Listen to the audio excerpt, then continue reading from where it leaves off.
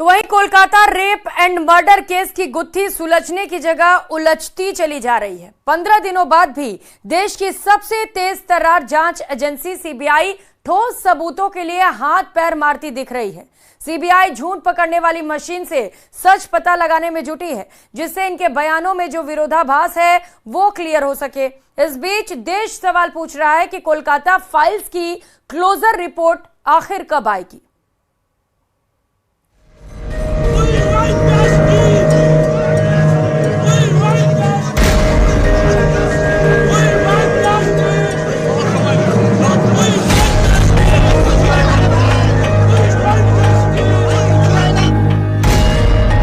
दीवारों और बंद दरवाजों के पीछे वो चीखती रही।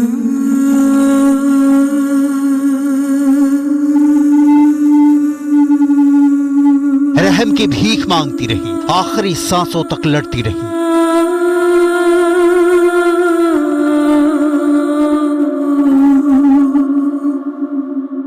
जबकि ना उसने कम कपड़े पहने थे, ना वो आधी रात घर से निकली थी, ना सुनसान सड़क पर थी।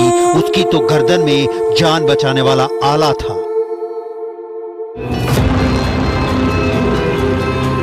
फिर भी उसे नोचा गया, खसोटा गया, असमत लूटी गई, मौत के मुंह में झोंक दिया गया। हैवानियत की सन्न कर देने वाली कहानी, द कोलकाता फाइल्स।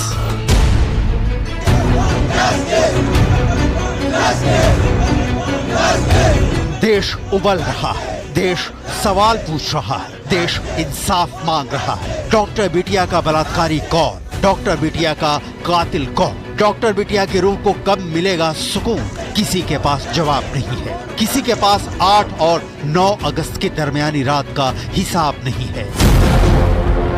क्या हुआ? कैसे हुआ? कब हुआ? क्यों हुआ?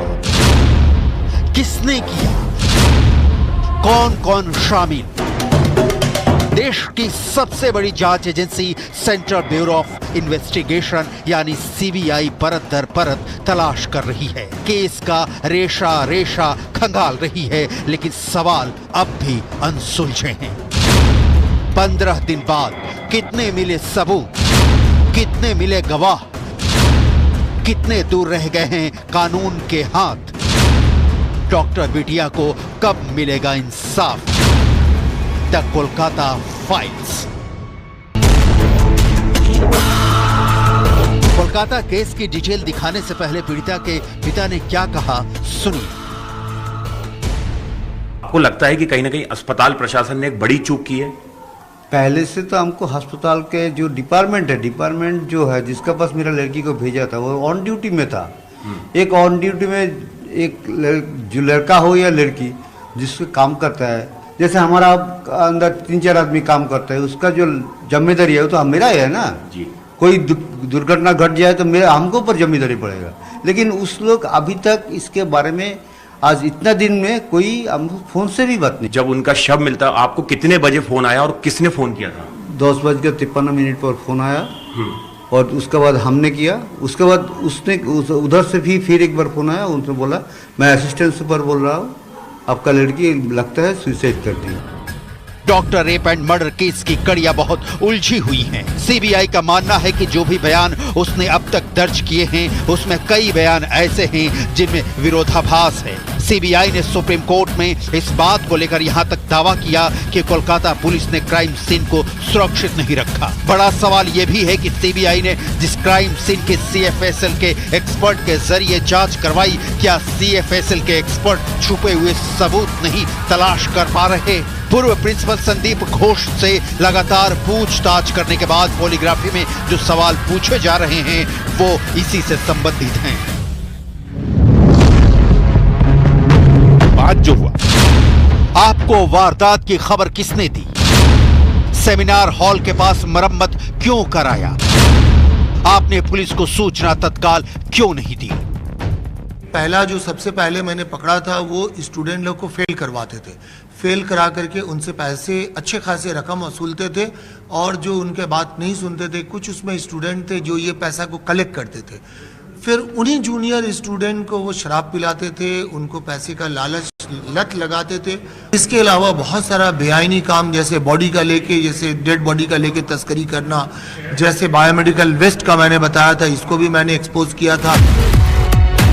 संदीप घोष क्या छिपा रहे हैं, क्या बता रहे हैं? उम्मीद है कि पॉलीग्राफी टेस्ट से दूध का दूध, पानी का पानी हो पाएगा।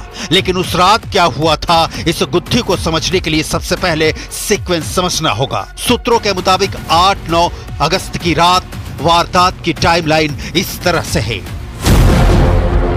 पीड़िता और 2 फर्स्ट ईयर के छात्र अर्का और सौमित्र ने 12 बजे रात को साथ में डिनर किया। इसके बाद वो सेमिनार रूम में गए, जहां वो 1:30 से 2 बजे तक रहे और नीरज चोपड़ा का जेवलिन फाइनल देखा। सेमिनार रूम के सामने स्लीप रूम है, जहां डॉक्टर आराम करते हैं। अलका और सौमित्र स्लीप रूम में गए, जबकि पीड़िता सेमिनार रूम में आराम करने लगी। गुलाम ने 2:45 बजे तीसरी मंजिल पर जाने की बात कही, जबकि सुखदीप ने कहा कि वो इंटर्न रूम में था।